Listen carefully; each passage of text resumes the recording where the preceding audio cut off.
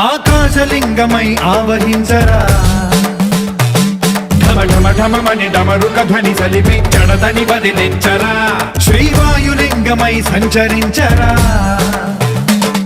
అణువణువున తన తనువున నిలిచి చలనమే కలిగించరా